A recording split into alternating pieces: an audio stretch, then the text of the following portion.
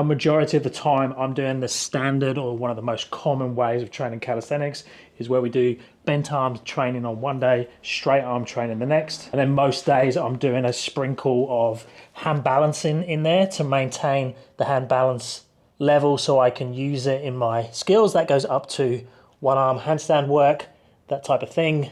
And I combine mobility with that. But from a strength point of view, it's bent arm strength one day, straight arm strength the next, and I alternate that with the occasional rest day if my body needs it. But occasionally I like to mix it up, and today's one of those days I'm just going to do push. So the push is going to be both straight arm and bent arm, specifically the straddle L-sit, the shoulder press, combined with handstand push up, working towards 90-degree progressions. We'll see if we get all the way to a shoulder press with a 90-degree. So if you're not at a level where you're working shoulder presses and 90-degree handstand push-ups, you can obviously just pick out the push movements that's applicable to your current level. So you could do pike push-ups combined with a wall eccentric press. You could do a partial range press handstand combined with a partial range handstand push-up, wall assist if you needed to.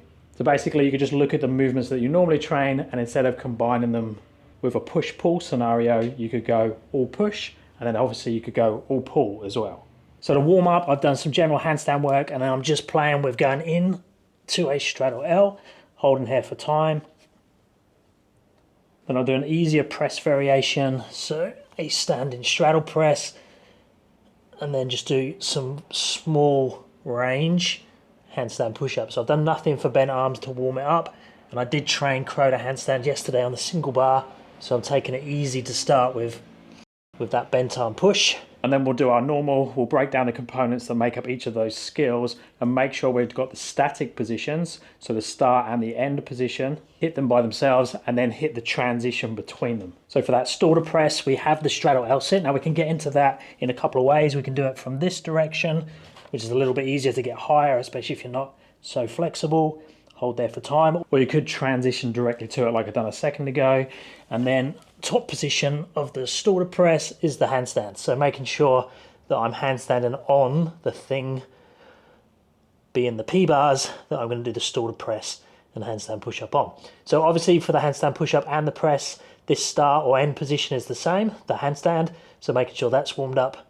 And then because we are heading towards the 90-degree handstand push-up, I need to warm up that bent arm planche. Now I'm taking the hands a little bit wider. I'm externally rotating the bars to make the bent arm planche position a bit more comfortable.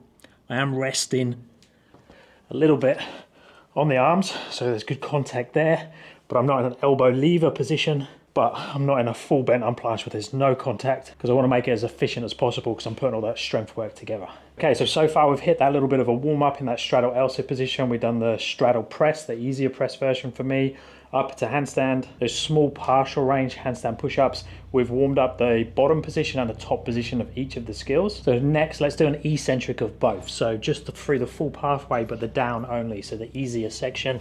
So starting in the handstand, show control, open to straddle, roll down through the low back, through the mid back. Try and keep as high as possible as you transition through to that L-sit. So I'm going to use my rest time to get rid of these rings. Okay, then we need to turn the hat around, so then we can do the handstand 90-degree handstand push-up eccentric. So straight position, coming down, deep, standard handstand push-up, then taking head, shoulders forwards, feet backwards for the bent arm planche. Next, we're going to be a little bit crafty in terms of filling the gaps between the concentrics and the eccentrics and turn it into the full movements. So what I'm going to do is I'm going to do a standing straddle press, so a partial range shoulder press, if you want to call it that. Then I'm going to do a handstand push-up, see if I can get head to floor back up again, so a standard handstand push-up. Then I'm going to do an eccentric shoulder press. So not the full movement that we're going for, but getting closer and closer to it. Okay, so straddle press up, show control, handstand push up, touch the floor, back up, not the cleanest, but it'll work, and the eccentric shoulder press. Okay, so that felt okay. So next, let's try and do the full movement of the shoulder press. So starting the straddle, up to handstand, go a little bit deeper on the handstand push-up, see how that feels. I think I'm going to be okay with single shoulder presses, but going towards the 90-degree handstand push-up is going to be a little bit more taxing because I'm so sore from yesterday. Not so much from the Croda handstand, but I think from doing the one arm chin work, I'm just out of condition from doing that. You feel the bicep a lot when you're doing that bent arm planche position. Okay, so let's see what happens.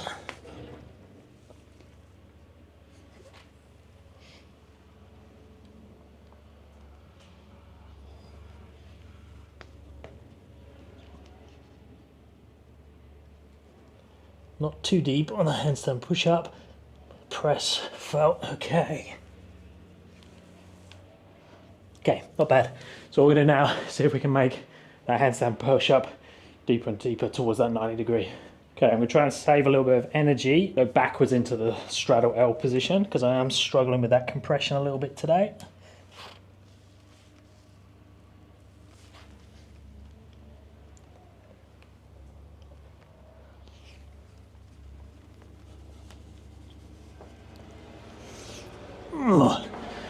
Wow. Okay, definitely a gap on the pushing out of that position. So what I'm going to do now is I'm going to isolate that only and just do some concentric up from a bent arm position. Because that one felt like I had nothing out of the bottom position, so no energy whatsoever. So I just need to warm that up a bit more. Might be that I'm too tired from yesterday, but let's see.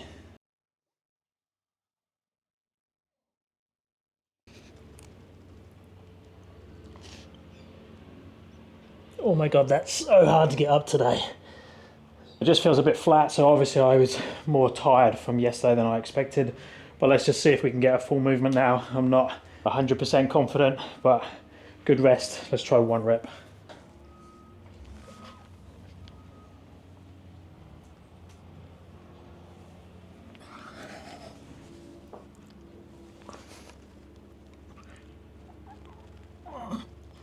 Oh, get up. Okay, that was not clean or very pretty, but I made it up. Great example of perfect technique, but hopefully that gives you an idea of some ways of mixing up your sessions and not always sticking to the strict plan.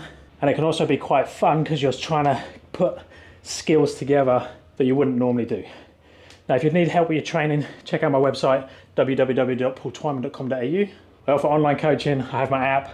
Send any requests, comments and stuff below. Thumbs up and subscribe would be appreciated. I'll speak to you in the next one.